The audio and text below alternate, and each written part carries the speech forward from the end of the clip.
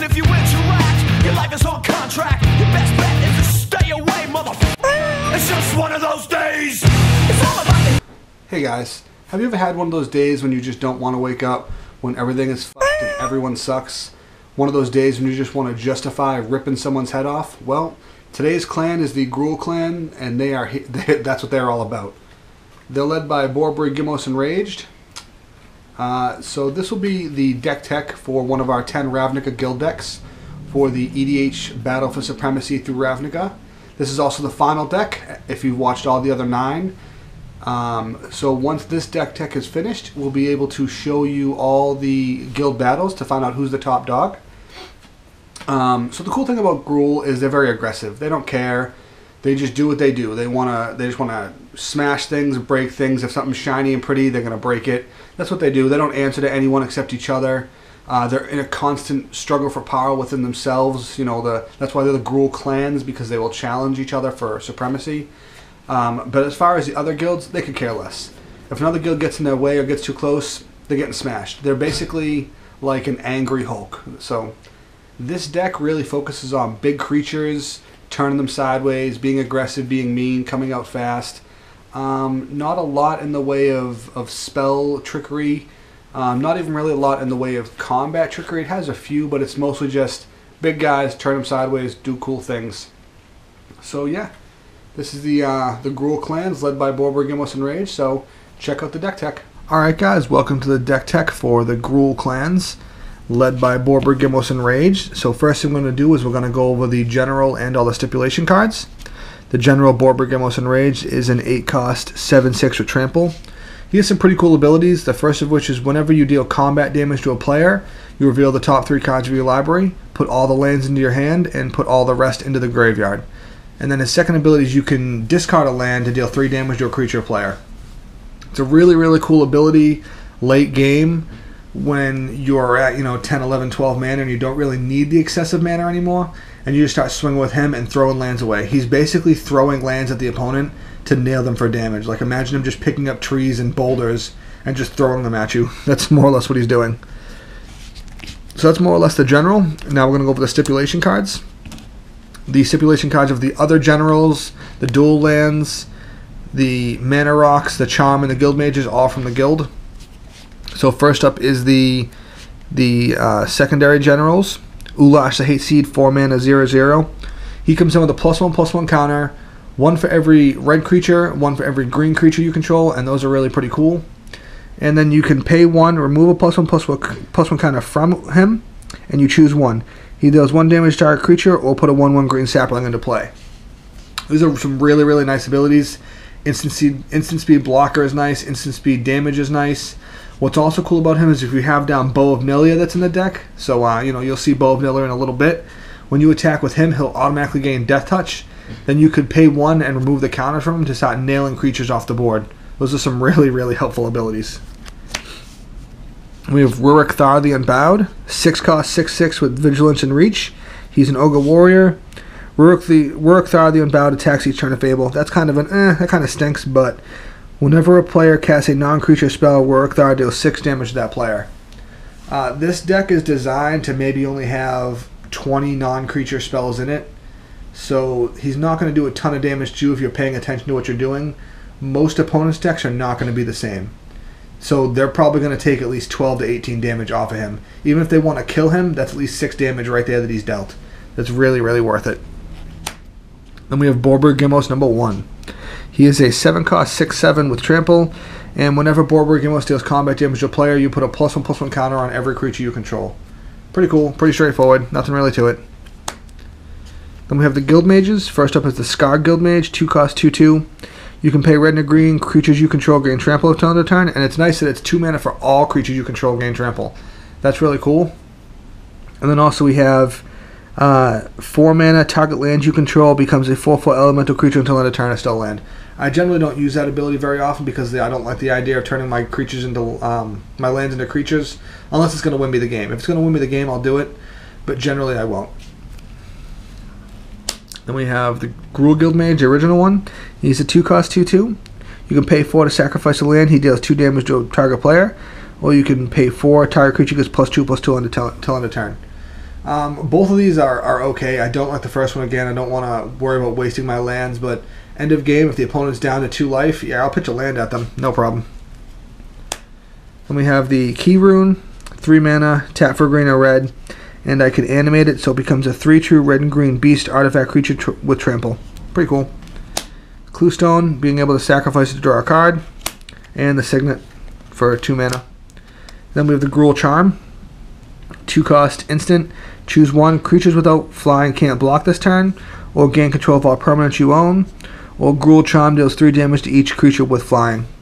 This is really, really cool to make it so that I will usually use the creatures without flying can't block, and just swing with a bunch of guys. And unless they have flying, they just, if they have 1,000 ground attack, 1,000 ground blockers, they can't block with a single one. It's really nice. Then we have Stomping Grounds, Gruul War Turf, and Gruul Guildgate.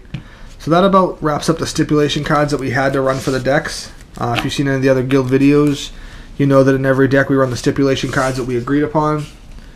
So yeah, that's the general and all of the stipulation cards. So the next thing will be onto the rest of the deck itself. And now we're going to go over the artifacts. First thing up is Nim Deathmantle, 2 cost equipment, 4 to equip. What this allows you to do is whenever one of your creatures dies, you can pay 4 to equip it from the graveyard to them, or them to it rather. So it, in essence gives you a 4 mana res. So that's actually really pretty cool. I like it a lot. I think it's a really, really cool thing. That's why it's in the deck. Whispersilk Cloak, because giving your guy unblockable and shout is really nice. Bow of Nilia, because for 3 cost, attacking creatures you control have Death Touch. That's really, really good. 2 mana, tap it, choose 1, put a +1/+1 counter on target creature, or it deals 2 damage to target creature with flying, or you gain 3 life. Or up to 4 target cards get put from your graveyard to the bottom of your library in any order. Being able to recycle your cards, make your guys bigger, gain life, kill a flyer if need be. These are all really, really good abilities. But this attacking creatures gain Death Touch is really, really nice mixed with another creature that we'll go over later.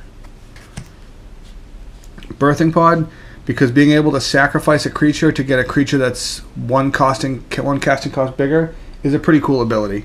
What it really allows you to do is, I can sacrifice my 4 cost to search for a 5 cost. And if you know your deck well enough, you know what creatures you need when you need them. It's a really cool card for that. Gruul Warplow gives all your guys trample. I don't really use the ability to make it a creature. It's mostly just there to statically give all my guys trample, and that's what it's there for. And Argentum Armor, because red can destroy artifacts and green can destroy enchantments, but neither one can really destroy creatures or planeswalkers or lands. So this will give the equipped creature a +6/+6.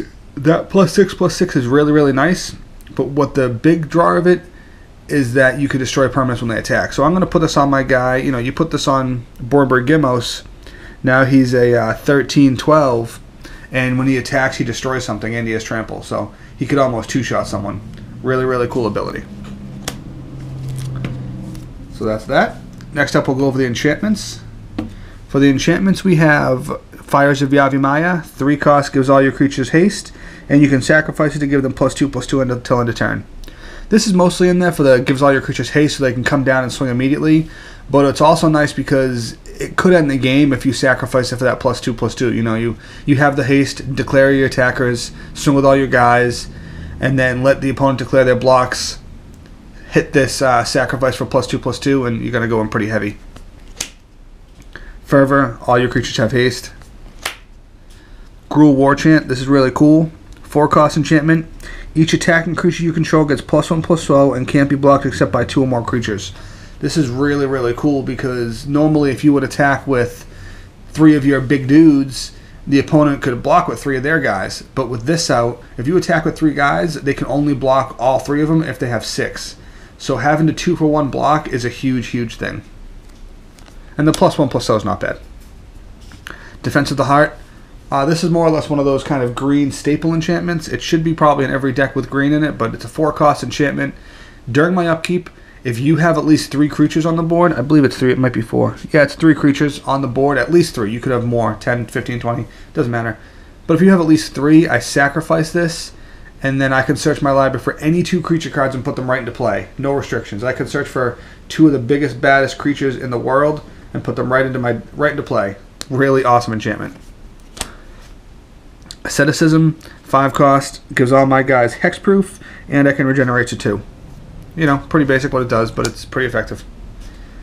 Warstorm Surge. This deck can drop some pretty big guys, and when they come in, they deal damage equal to their power to target creature or player. Really cool stuff, and I'll show you what something that this works really, really well with in a minute.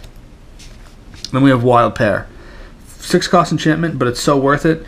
Whenever a creature comes into play, if you cast it from your hand, so you have to cast it from your hand, you may search your library for a creature card with the same total power and toughness. So basically, if I cast a Inferno Titan, who is a 6/6, effectively 12 total power and toughness, I can search my library for any creature of any casting cost of any color as long as I have a total 12 power and toughness. So I can search for an 11/1, a 1/11, you know, anything like that, an 8/4. It doesn't matter as long as they add up to 12.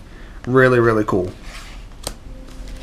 And that about finishes up the enchantments. We're going to go over the sorceries and instants right now, which is actually only 5 cards, so it'll be pretty quick. But first one we run is Genesis Wave, because being able to flip into a bunch of cards for X mana is really, really cool. Chord of Calling, because instant speed tutoring for a creature right to the board with Convoke is really, really nice. Tooth and Nail, because everybody knows what Tooth and Nail does. You know, 7 cost, search for 2 creatures, or put 2 creatures from your hand into play, or entwine it for both. This card is another one of those sort of green staples. Every deck you see with green is probably going to have this. Then we have Boundless Realms. It's a 7 cost spell. Search your library for a basic land for every land you have. So you're going to get at least a 14 mana when you cast this, because if you had the 7 lands to cast it, or assuming you had 7 lands when you cast it, you're going to just bounce right up to 14 lands because you'll get 7 more. Really, really nice card. Excuse me. Then we have Primal Surge. Primal Surge is a risky card. It's a 10 mana card. You exile the top card of your library. If it's a permanent card, you may put it onto the battlefield. If you do, repeat this process. Why it's a risky card is because if you hit a spell, then you're going to have to stop. But if it's a permanent, it goes right into play. Now what makes it effective in this deck is this is all the spells in the deck. These are all the non-permanent spells. So this can't hit itself. So there's only 4 other spells that it could possibly hit in the entire deck. That's a risk I'm gladly willing to take, you know. There's a good chance by the time you cast this, you've probably already cast one of these. So maybe there's only 3 more you could hit, and one of them or 2 of them could be in your hand. Who knows? But it's really cool. I've hit this Primal Surge and ripped into 30 permanents before, and usually that's about the time when the opponent scoops. So that's all the spells. You know, they're all heavy hitters. Nothing really small. It was pretty cool. Next up, we're going to go into the Planeswalkers. First one we run is Domri Raid. 3 cost, 3 loyalty. Look at the top card of your library. If it's a creature card, you may reveal it and put it into your hand. -2, target creature you control fights another target creature. And -7, you get an emblem with creatures you control have double strike, trample, hexproof, and haste. She more or less is just +1, +1, +1 till she can get to 7 for that emblem. When you get that emblem, it's really hard for you to lose. You know, your guys are just doing massive, massive things. Trample and double strike and haste. And hexproof, they can't be targeted. Crazy, crazy, insane stuff. And then, you know, her +1 will let you look at the top card of your library. If it's a creature card, it goes, you may reveal it and it goes to your hand. You know, you don't have to reveal it unless it's a creature card. So it never hurts you, because it's not going to be like, oh, I saw a land, put it on the bottom. You just look at the top card. If it's not a creature card, it goes on top. And even if it is a creature card, you don't have to reveal it. It says you may reveal that card. You know, so it's really, really cool. The amount of aggression she brings to the deck is really nice. Because if it is a creature card, you get in the free draw. If it isn't a creature card, it just stays there. It's okay. Garruk Wildspeaker, classic. Everybody knows what he does. Untap 2 target lands. That's mostly what he's used for. And then, you know, he's also used for the token lot. He's usually just, whenever the mana is needed, +1. Whenever the mana is not needed, he is using the token. Because something with like a Warstorm Surge or something like that, it's really, really nice for. He does combo, well, not really combo. He synergizes well with another card that I'll go over. So, yeah, I'll just put him off to the side for now. And we have Sarkhan Vol. Sarkhan Vol is a 4 cost 4/4. And 4 cost 4 loyalty, not 4/4. Sorry. Creatures you control get +1/+1 and gain haste until end of turn, or -2 to gain control of target creature until end of turn. Untap that creature gains haste, or -6 to put 5/5 red dragon creatures in 5/4/4 red dragon creatures into play. Mostly we're using his +1 and -2. The +1 to be able to attack right away, and the -2 to be able to steal their blockers. You know, if they have one creature down and you -2 and take it, they're about to take a buttload of damage, and that's always a good thing. So that's more or less what he's used for. The minus his ultimate, his -6 is only kind of used as like a, you know, okay, we can, not a necessity. And then we have Xenagos the Reveler. He's actually really cool. He's another 4 cost walker, 3 loyalty, +1 to add X mana in any combination of red and or green to your mana pool, where X is the number of creatures you control.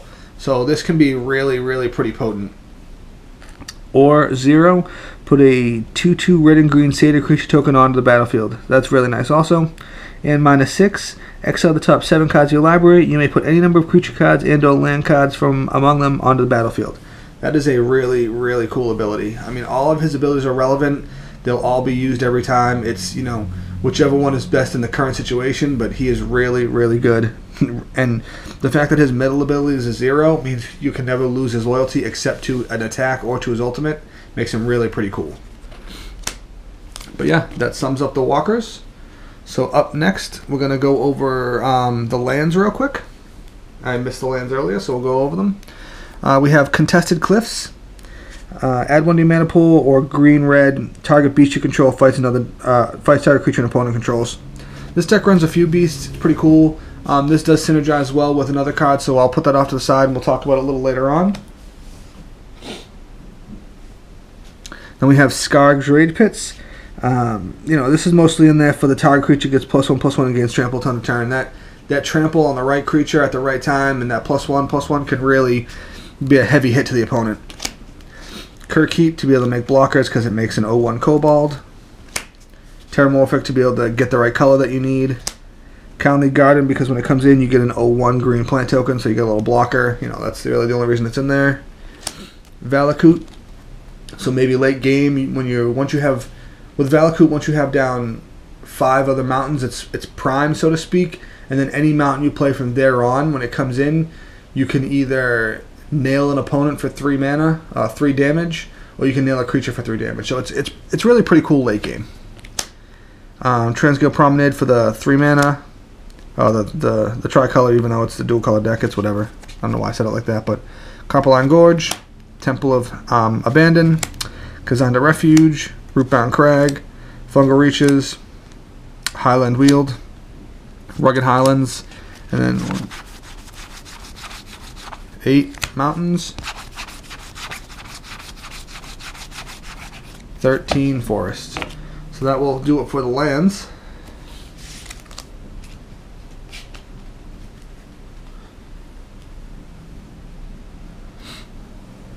And then next up will be the creatures. So first we have a Savageborn Hydra.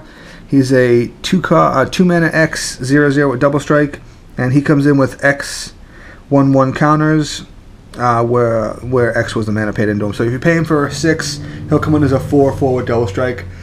That's pretty cool. It's really pretty nice. And then I like him for also that you can pay 2 and put a +1/+1 counter on him. So you can start investing that extra mana you have late game into just making him bigger, because for every 2 mana you invest into him is 2 more potential damage he can deal. So it's really pretty cool. Burnished Hart, 3 cost, 2/2. When it comes into play, does nothing. Then you can pay 3, sacrifice it, and put 2 basic lands right onto the battlefield. It's a pretty cool ability. Champion of Lambholt, 3 cost, 1/1. Creatures with power less than if Champion of Lambholt's power can't block creatures you control.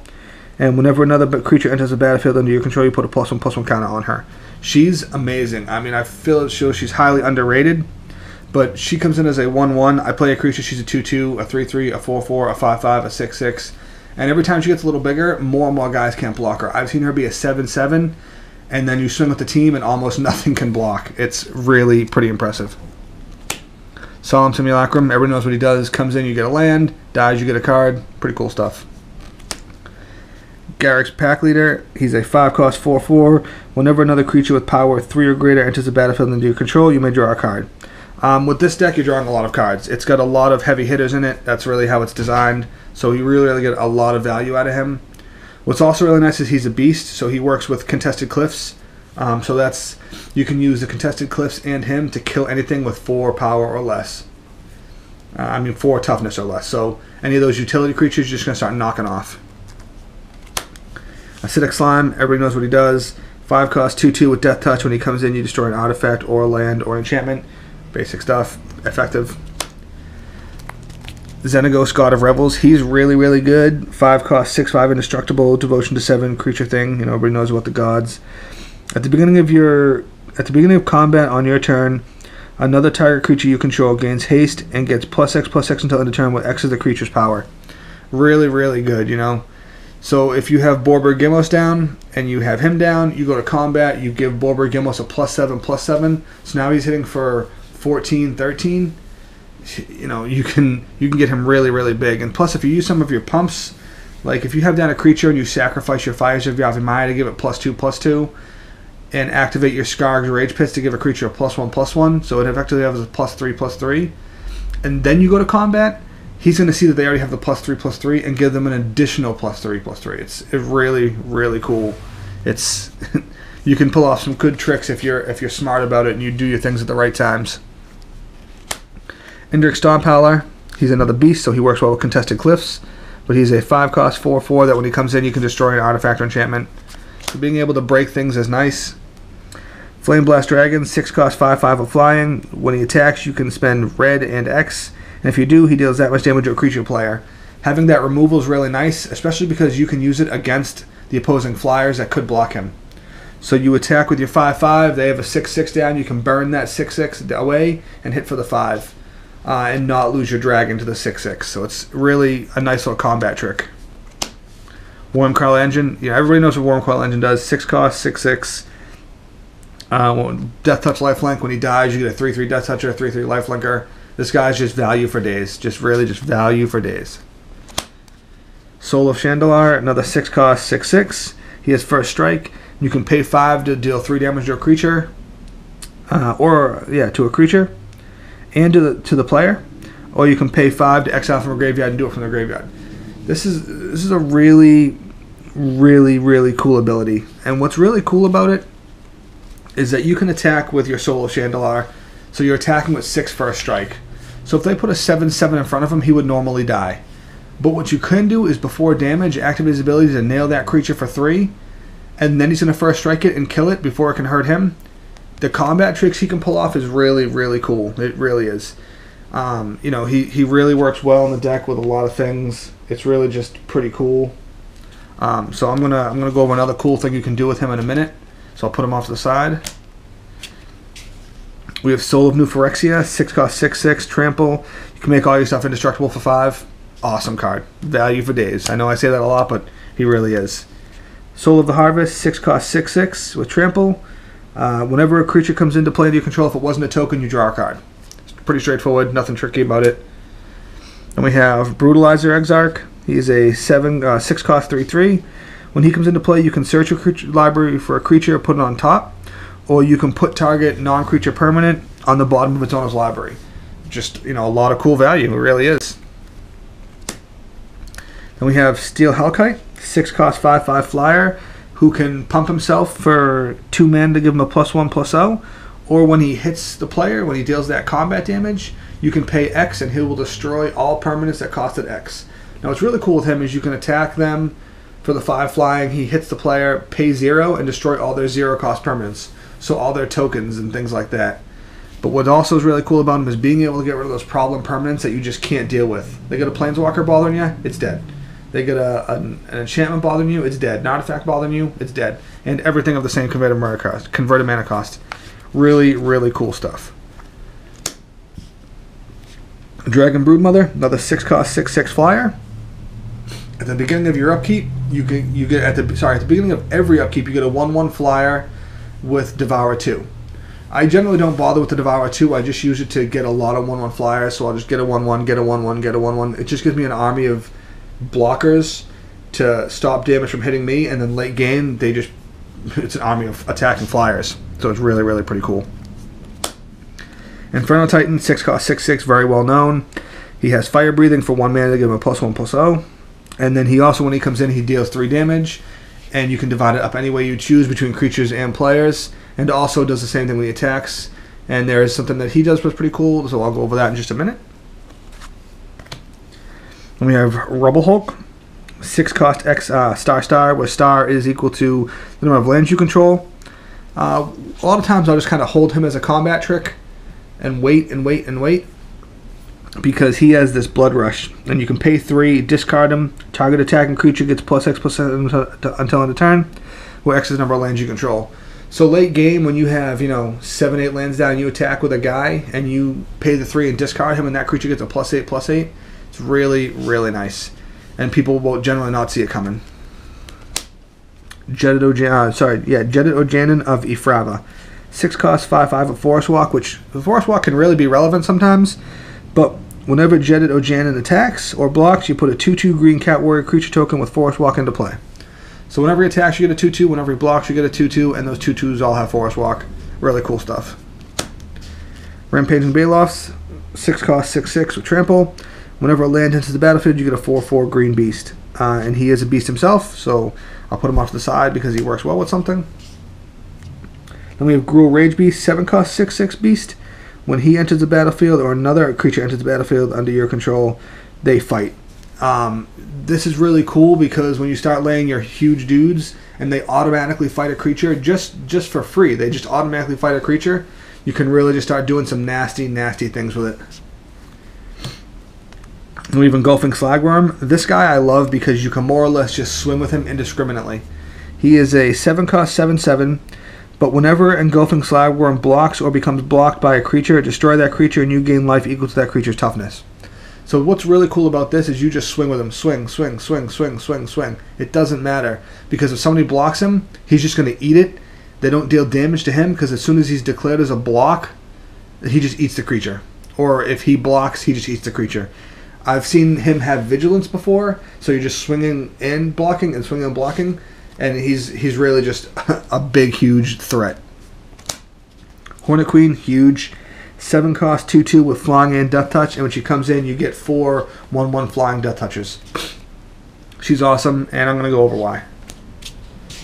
Terracodon, 8 cost 9/9. When he comes into play, you can destroy 3 non-creature permanents, and for each one you destroy, the opponent gets a 3/3 elephant. Or if you want to destroy your own stuff, you get a 3/3 elephant. It's really pretty cool. He's very well known.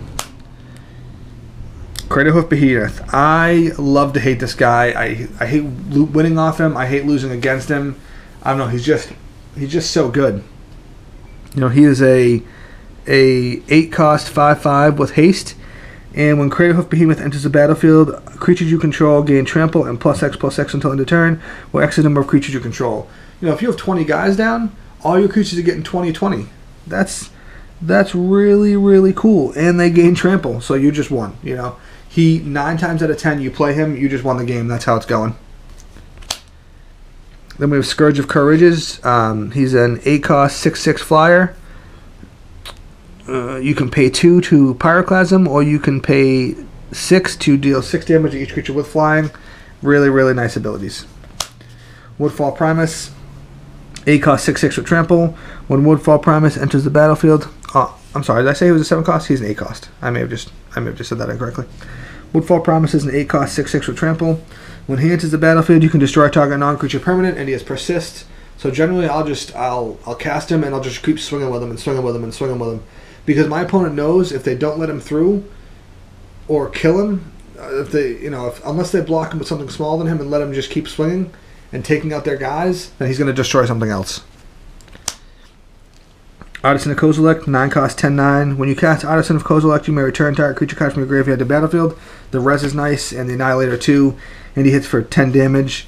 And if you combo him with Xenagos the God, Xenagos is going to turn him into a 2019. It's insanity. Worldspire Worm, he's a 11 cost 15/15 with Trample. When he dies, you put 3 5/5 green worm creature tokens on the battlefield with trample on the battlefield. And when he's put into a graveyard, you shuffle him into your deck. So he just, when he finally does die, he doesn't really die. He just moves to another area. He's really cool. Then we have Darksteel Colossus, 11 cost, 11/11 with trample and indestructible. He's really, really just cool. And if he would go to the graveyard for any reason, you shuffle him back into your deck. You know, he's really, really cool. So that pretty much sums up the creatures. Next, I'm going to go over some of the synergies we have in the deck. So, first up, I'll say we have Warstorm Surge. When you have down Warstorm Surge and you cast Hornet Queen, because Hornet Queen has that Death Touch, and she's going to come in as 5 creatures, you can deal damage to 5 individual creatures and they automatically die. You know, you have 1 damage going to one damage going to another, so on and so forth, 2 damage going to something, and it's all going to die because she has Death Touch, and Warstorm Surge specifically says the creature's dealing the damage, not the enchantment. And, you know, a lot of times in Magic, it's all about the wording, and in this case, it really is.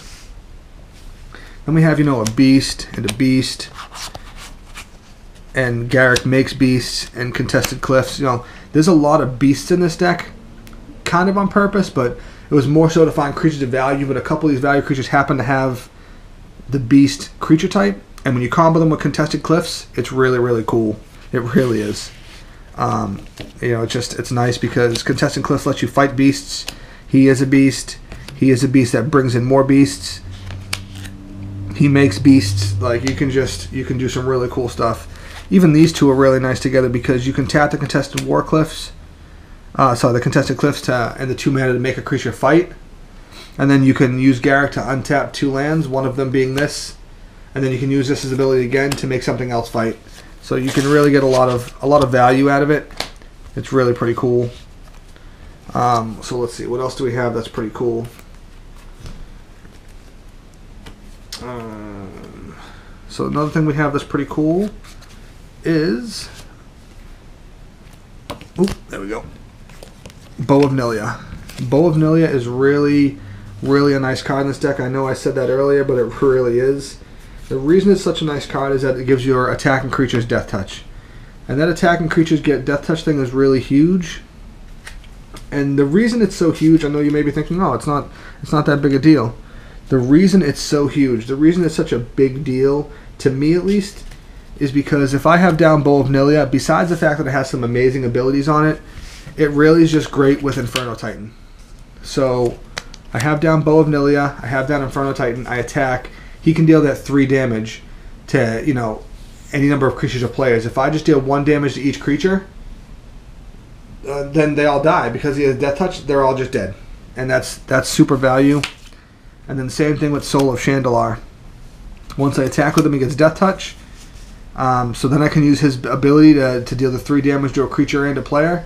So I hit the player, hit one of their creatures for 3, it dies. Hit the player again, hit another creature for 3, it dies because they have Death Touch. Really, really cool stuff. You know, it really, really is. And that's one of the reasons why I like Bow of Nilia so much, because of that random kind of combat trick. Because I'll declare my attacks, and then, you know, with a bunch of tokens, and then I won't say anything to my opponent, and then they'll block, and then because they weren't paying attention to the Bow of Nilia down, now I get to kill a couple of their guys because they weren't paying attention. And that's some really cool stuff. I really like that. And it's a pretty big deal to me, like I said. You know, I really do like that. I enjoy that part of it. Whenever I can catch an opponent off guard, it's always nice. So yeah, that more or less sums up the deck, some of the synergies. This is a really aggressive deck with some big guys. I did have the enchantment, where is it here? Wild Pair. So if you review the video, you probably heard me say 6 cost 6/6 a lot, 6 cost 6/6, 6 cost 6/6. The deck was partly built with this in mind to get the acceleration out of it. So there's a lot of 6 cost 6/6s. There's just a lot of guys in general that you can find off of each other. You know, there really is. I think there's like, if you cast a 6 cost 6/6, there's probably like 10 guys you can get. Not that the cost matters, but just a 6/6. There's a bunch of 4/4s. You know, you could cast Indrik Stomphowler, destroy a permanent, and search for Garruk's Packleader since it's a 4/4. Or search for cast Garruk's Packleader, and then when Indrik Stomphowler comes in, draw a card. You can do a lot of cool stuff with this if you do it in the right way and if you pay attention to what you're doing. So yeah, that pretty much sums up the deck. This will be the last of the Ravnica Guild deck techs. And next thing we go on to is the actual guild battles. So that'll be, I think, over the next week and a half, 2 weeks, that we'll be doing all the guild battles. So I hope you stay around and check those out, and I hope you really enjoy them.